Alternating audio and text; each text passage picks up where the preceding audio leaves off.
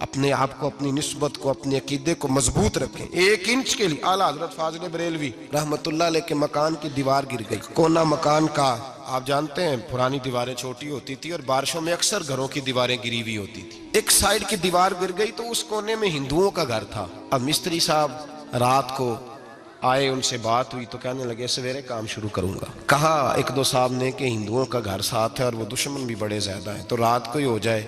کہنے لگا جی نہیں، میری مجبوری ہے، مزدور کہاں سے لاؤں گا، بڑے معاملات ہیں، سویرے شروع ہوگی۔ اب رات کو مولانا ظفر الدین بہاری علیہ رحمہ کہتے ہیں بچے مدرسے کے، باقی سارے لوگ، سب کو جمع کیا گیا، چونکہ اس طرف سے تھوڑا خطرہ تھا ہندوؤں کی جانب سے۔ کہا جناب یہ بڑے دشمن ہیں اسلام کے، تو اس طرح کرو کہ 2-3 بچوں کی ڈیوٹی لگائیں یا کچھ لوگوں کی یہاں رات کو پہرا دیا جائے۔ ٹھنڈ بھی بڑی زیادہ تھی، کھڑا ہونا بھی مشکل تھا۔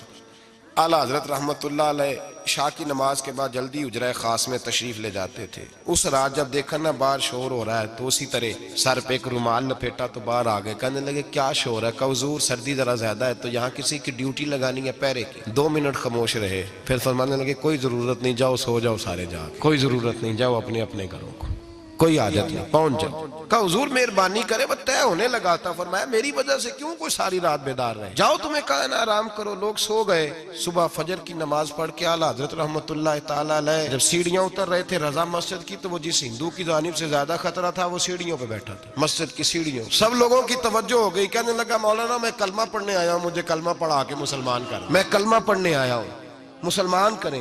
لوگوں کی توجہ، اعلیٰ فرمانے لگے نہیں ابھی تو انتظار کر، تھوڑی دیر کے اچھی طرح سوچ لے، جذباتی فیصلہ نہ کر کہ تو آ رہا ہے۔ یہ کہہ کے جب 2 سیڑھیاں نیچے اترے اس کے پاس سے تو اس نے پیر تھام لیے، کہنے لگا اب ایسے تو نہ کرو، رونے لگا۔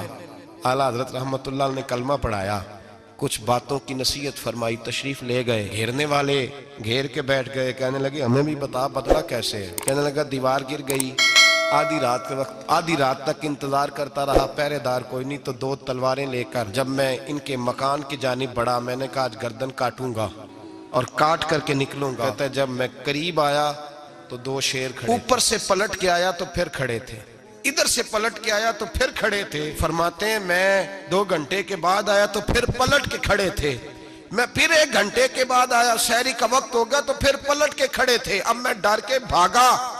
کہتے ہیں فاضل بریلوی نے اپنی کھڑکی سے منہ باہر نکالا، کہنے لگے اور کتنا تجربہ کرے گا، مجھے تو لاوارث سمجھتا ہے؟ لاوارث ہوں میں، اور کتنا تجربہ کرے گا، بس کر مان جا۔